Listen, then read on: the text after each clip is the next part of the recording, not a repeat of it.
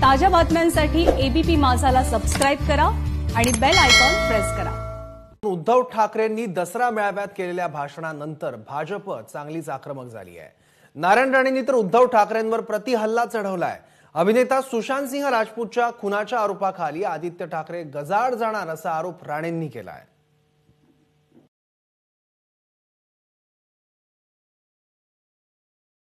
हा दसरा मेळावा म्हणजे काय टार्गेटपणा नाहीये, कोणालाही टार्गेट करायला। काय माणूस आहे, काय बोलतो। आणि काही जण तर अशी बेडकं असतात, म्हणजे तुम्हाला माहिती आहे सध्या एक बेडूक आणि त्याची दोन पोरं। काय माणूस आहे, काय बोलतो। या पक्षातून त्या पक्षात, त्या पक्षातून त्या पक्षात। बेडूक तर एका दिशेने जातो, गांडूळ दोन्ही बाजूने इकडेही जातो आणि इकडेही जातो, ही भूमिका याची। आणि मी लहान असताना एक गोष्ट किंवा कविता किंवा गाणं काहीतरी होतं, बेडकीच्या पिल्लाने बैल पाहिला, तसं या बेडकाच्या पिल्लाने वाघ पाहिला। वाघ म्हणे, वाघ कोणाला वाघाची भाषा, शेळपट कुठलं। आणि वाघाची डरकाळी ऐकली, मग जाऊन बाबाला सांगितलं, आणि बाप आवाज काढतोय पण असा चिरका आणि किरका आवाज येतोय, तो बेडूक कसा काय वाघ होऊ शकेल? होऊ शकत नाही। मग पिंजऱ्यामधला वाघ आहेस काय पिंजऱ्याच्या बाहेरचा वाघ आहे ते पण स्पष्ट कर। आणि तेव्हा दिलेलं आव्हान मी आज सुद्धा देते, हिम्मत असेल तर सरकार पाडून दाखवा। सरकार पाडायचं काय, ते पडतच येतंय, ते स्वतःच सरकार आहे का? 56 लोक आहेत। जो महाराष्ट्राच्या हिताच्या आड येईल त्याला आडवा करून त्याच्या छाताडावरती गुढी पाडवा करण्याची ताकद आणि हिंमत घेऊन पुढे जाणार महाराष्ट्र। तर त्यांनी छाताडाची वाघाचं काय बोलू नये, शेळपट आहेत लोक। आता ह्याच्यापेक्षा दुसरा शब्द नाही माझा। उद्धव ठाकरे काय काम करतोय हे नुसतं तुम्हाला गरगर गरगर गरगर फिरून चालणार नाही, तसं भोवरा सुद्धा फिरतो। तू काय केलं दाखव, एक तरी काम हे मी केलं असं दाखव। आम्हाला हिंदुत्व शिकवताना महाराष्ट्रामध्ये गोवंश हत्या बंदीचा कायदा आणि गोव्यामध्ये का नाही?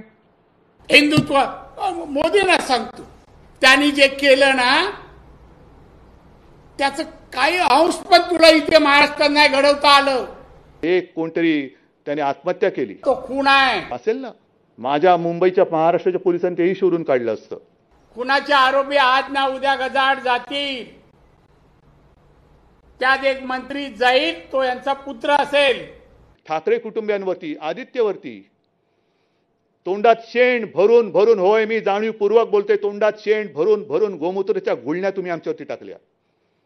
म्हणे शेण आणि गोमूत्र पितात। अरे तू रेशनवर चालू केलं की काय? काय झालं? टाकलेत ना गुळण्या। अरे तू रेशनवर चालू केलं की काय? आता तेच शेण भरलं तोंड आणि गोमूत्राने भरलेलं तोंड ते गिळा आणि ढेकर देऊन गप्प बसा, कारण इकडे तुम्ही आमचं काही वाकडं करू शकत नाही, कारण आम्ही हाताने स्वच्छ आहोत, पापी वृत्तीचे आम्ही माणसं इकडे नाही आहोत। पोलिसांचा वापर करून स्वतःच्या मुलाला वाचवणं म्हणजे कोणताही समाज हा न्याय दिल्याशिवाय मी शांत राहणार नाही, हे मुख्यमंत्री म्हणून माझं तुम्हाला सगळ्यांना वचन आहे। सगळ्या समाजाला मी न्याय देणार। मराठा समाज, धनगर समाजाला आरक्षण तुला द्यावंच लागेल। आम्ही तर म्हणत होतो मोहनजी भागवतना राष्ट्रपती केलं पाहिजे। अरे तू कोण सांगणार? आम्ही करू। शिवसेना प्रमुख जे बोलायचे की मला देवळात घंटा बडवणारा हिंदू नकोय, बडवायच्यात घंटा तुम्ही बडवा, दुसरे येतंय काय बडवायला तुम्हाला? निवडणुकीच्या अगोदर हिंदुत्व, निवडणुकीला मुख्यमंत्री बनताना सेक्युलर, राष्ट्रवादी काँग्रेस, हे गांडुळासारखं झालं हो।